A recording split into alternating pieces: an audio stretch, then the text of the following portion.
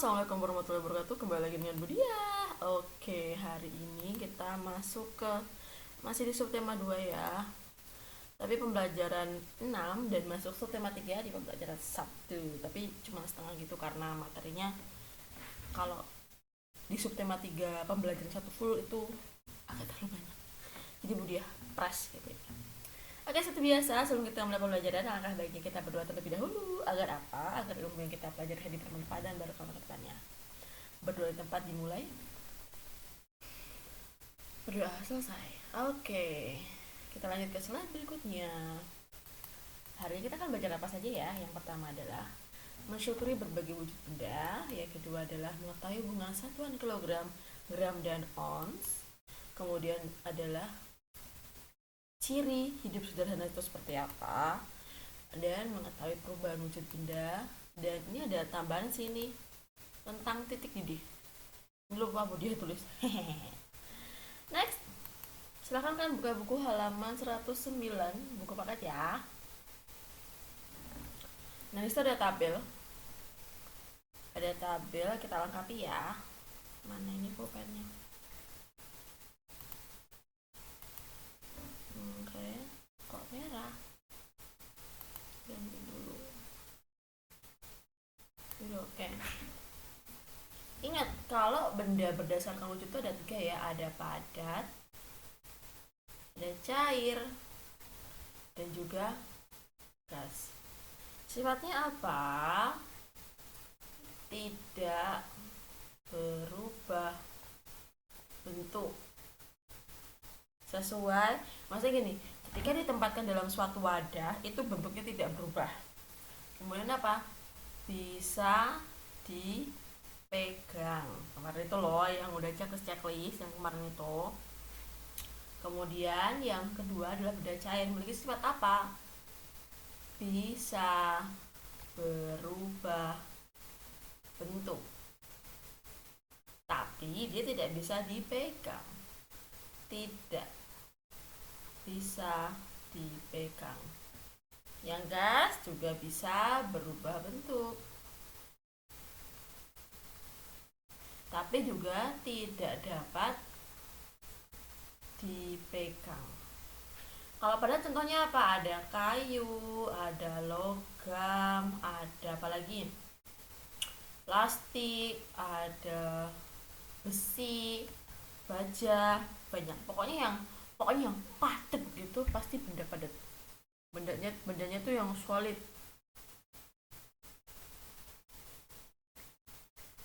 Terus kalau benda cair, contohnya apa? Oh, banyaknya, ada oli, lagi, oli, ada air, ada minyak, ada sabun cair, banyak.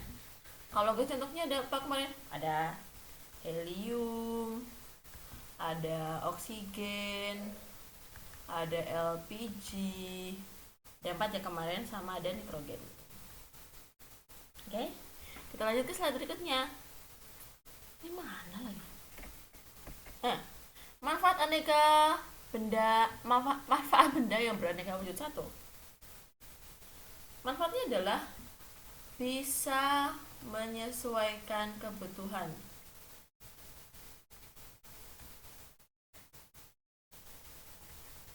Kalian bisa bayangin nggak kalau seluruh benda di muka bumi ini tuh bentuknya adalah cair? Kalian bikin kursi gimana? Kalian mau bikin tempat tidur seperti apa? Kalian mau bikin kendaraan itu seperti apa kalau bentuknya cair? Oke? Sekarang kalau bentuknya padat, kan bisa bayangkan kalau semua makanan di dunia ini tuh bentuknya padat, nggak bisa kita cerna. Gimana? Sekarang kalau benda di seluruh dunia ini tuh bentuknya gas, itu gimana? Kita makan apa? Makan angin, makan udara? Kan enggak. Maka dari itu, manfaat benda beraneka wujud itu apa? Menyesuaikan kebutuhan. Benda cair untuk apa? Benda padat untuk apa? Gas untuk apa? Agar bisa disesuaikan dengan kebutuhan masing-masing dan kegunaannya. Ya. Next. Buka 100 halaman. Buka halaman 112. Sudah dibuka. Oke. Di situ ini Budia mau nimbang, misalnya ya, Budia mau nimbang gula. Nih, nimbang gula. Gula. Di kantongnya ini ada tulisan 1 kilo. Tapi di timbangannya ini adalah timbangan dengan satuan ons.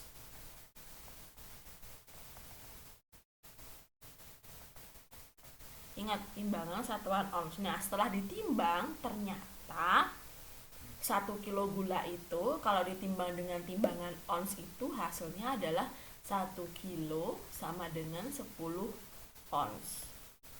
Oke, kita lanjut dulu ya. Nah, kemudian yang kedua ini Budia tuh mau nimbang beras. Nah, di kantong kreseknya ini itu tulisannya berasnya tuh 1 kilo. Beras 1 kilo. Nah, tapi Budia tuh ngukurnya pakai timbangan dengan satuan gram. Oke, timbangan satuan gram.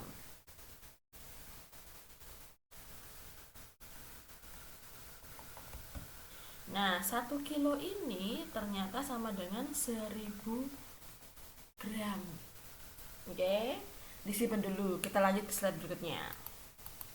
Nah, yang ketiga, ini Budia tuh ada tepung terigu. Tepung terigu di kantongnya tulisannya adalah 1 ons tepung terigu. Nah, tapi timbangannya ternyata pakai gram juga, tapi gramasinya berbeda. Alas angkanya tadi kan 1000. Nah, sekarang seratusan. 1 ons sama dengan 100 gram. Nah, kita akan cari tahu hubungannya. Nah, jadi Budia mulai dari yang paling dari gram dulu aja.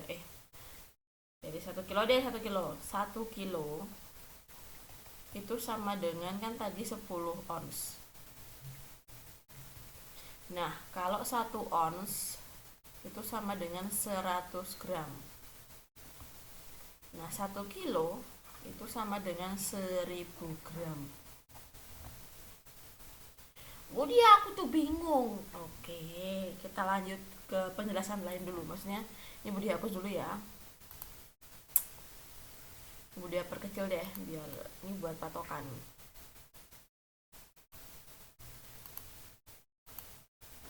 Budia terus di sini ya. 1 kilo sama dengan 1000 gram. 1 ons sama dengan 100 gram. Kemudian 1 kilo sama dengan 10 ons. Contoh. Semoga kalau pakai contoh lebih gampang ya. Jadi gini misalnya. Budia ada 100 gram. Mau Budia jadiin ons. Berarti kalau 100 gram sama dengan berapa ons? Sama dengan 1 ons. Sekarang kalau 50 ons sama dengan titik-titik kilogram.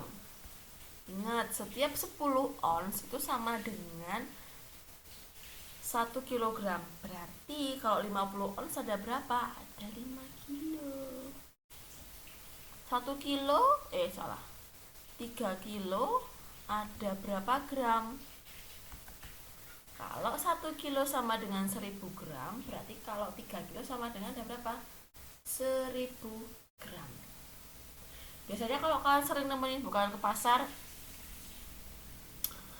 dia tuh bahas berambangnya saon mawon. Berarti saon itu artinya apa? Kalau ibu kalian bilang 1 ons, berarti berambangnya beratnya berapa? 100 gram. Dan misalnya beli ayam, Bu niki ayamnya sekilo, punjul saon.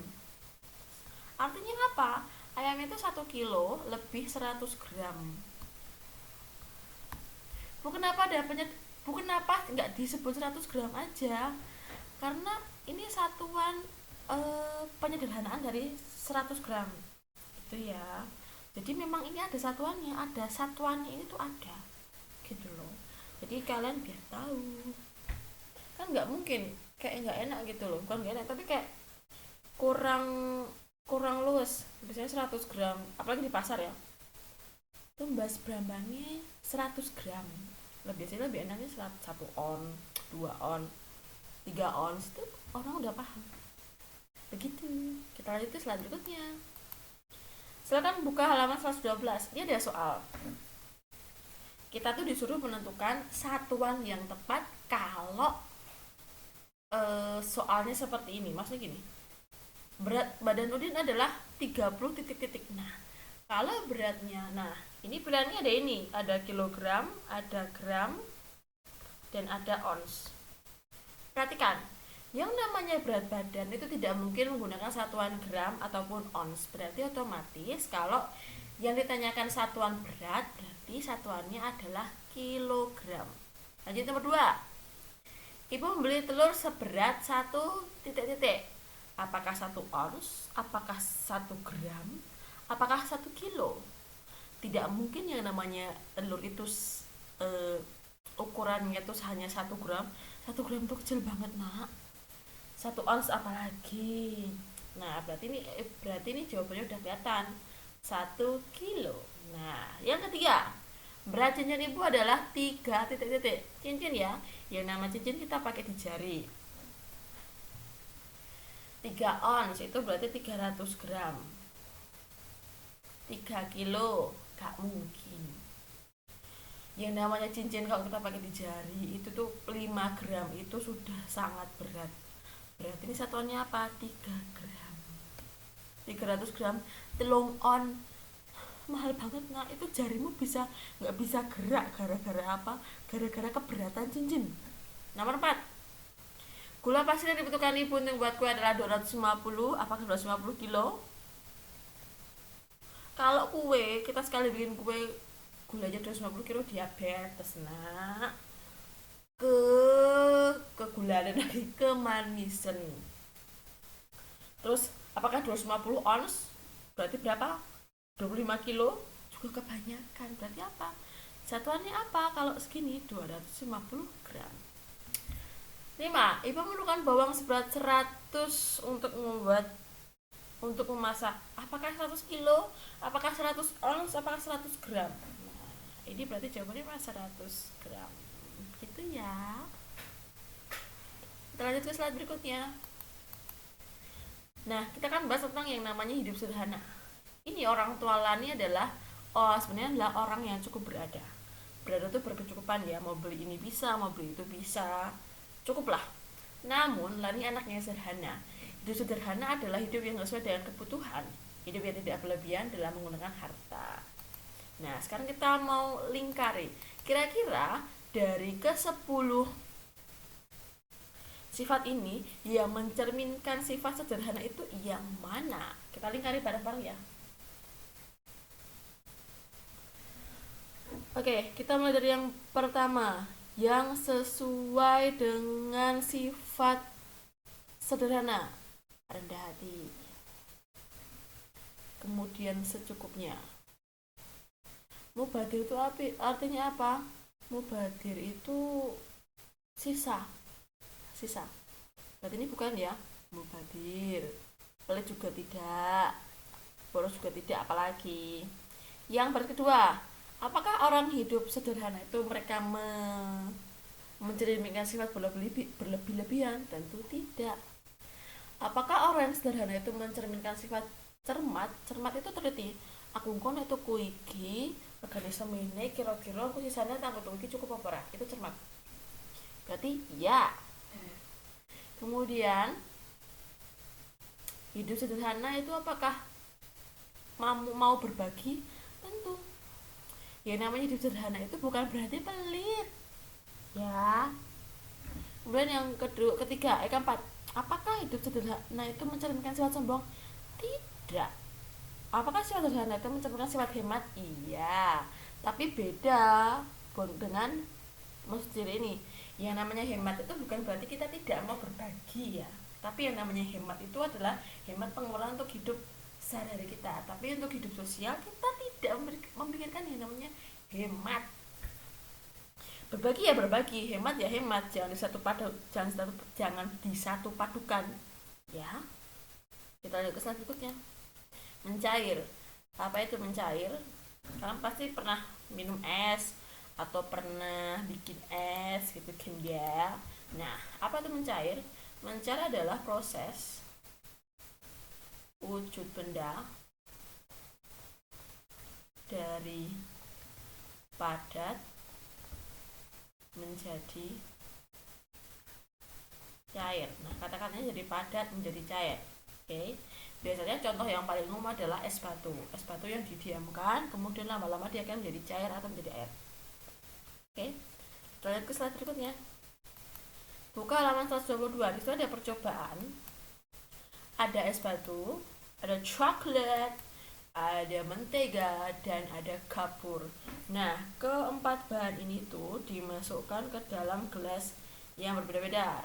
Gelas pertama, gelas kedua, gelas ketiga, gelas keempat.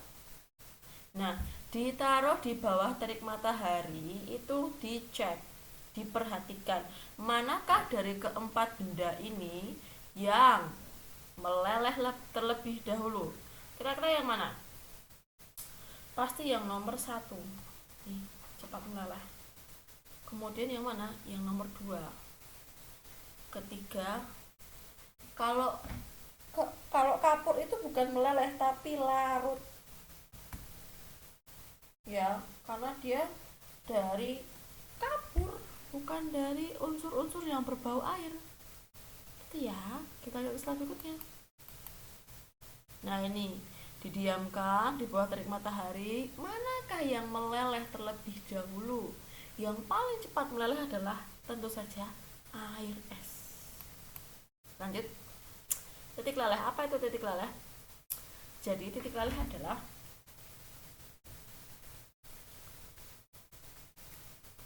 keadaan atau suhu yang diperlukan benda untuk mencapai titik leleh atau melebur. Itu namanya titik leleh. Nah, benda pertama di sini adalah es. Es batu masih padat ya, belum mencair.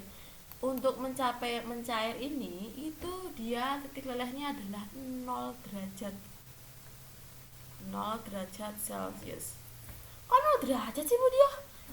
Di mana-mana suhu dingin itu, suhunya itu di bawah 0. Biasanya bisa -4 atau -2, -1 gitu.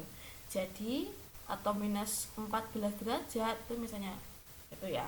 Nah, dari es ini biar bisa mencair itu harus titik atau suhunya itu mencapai 0 derajat Celcius. Maka dari itu es batunya baru bisa meleleh. Itu yang disebut dengan titik leleh.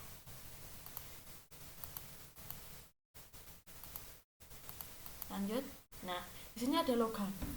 Bisa logam. Di sini Budia contohnya platina. Ini platina yang masih bentuknya utuh ya. Platina ini titik lelehnya walaupun kalian diamkan di bawah terik matahari sepanas apapun itu, senentang-nentang apapun itu, dia tidak akan meleleh. Karena apa? Titik leleh platina itu adalah 600 derajat Celcius. Bayangin, air mendidih, air itu mau biar sampai bulu kutub itu titik didihnya adalah 100 derajat. Jadi bayangin 6 kali dari rasa panas kalau mendidihkan air. Itu titik lelehnya ya. Itu baru ini nanti platinanya bisa meleleh. Tapi kalau belum mencapai titik leleh 600 derajat Celcius, ya sudah, bentuknya tetap seperti ini, tetap padat gitu loh. Kemudian ada satu logam yang titik lelehnya cukup rendah, yaitu ini bayangin di tangan aja dia meleleh. Karena apa? Ini adalah logam yang disebut dengan gallium.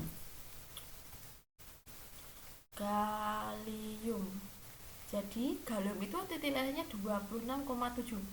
Kalau nggak salah ya, nanti bisa dikoreksi kalau dia salah. 26,7 derajat Celcius. Makanya ketika diletakkan di tangan itu, dia meleleh seperti ini. Tapi ini nggak bahaya. Tapi itu tadi titik lelehnya adalah 26,7. Kok bisa sih Bu dia? Ayo, yang sering cek suhu, kalau datang ke tempat tertentu cek suhu kita tuh berapa tuh? 36, 35, 34 itu paling dingin ya. Berarti kan wajar kalau logam gallium ini kita letakkan di tangan kita, dia meleleh secepat itu. Karena apa? Tangan kita kan biasanya suhunya berapa? 34. Itu ya. Next.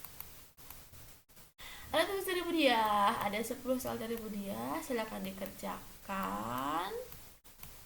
Ini tentang hubungan satuan kilogram, ons, dan gram. Ya, 10 soal dari Budia. Kalau sudah selesai dikerjakan jangan lupa jawab di ke Budia. Budia akhir dulu materi hari ini dengan wassalamualaikum warahmatullahi wabarakatuh. See you on my next video. Bye.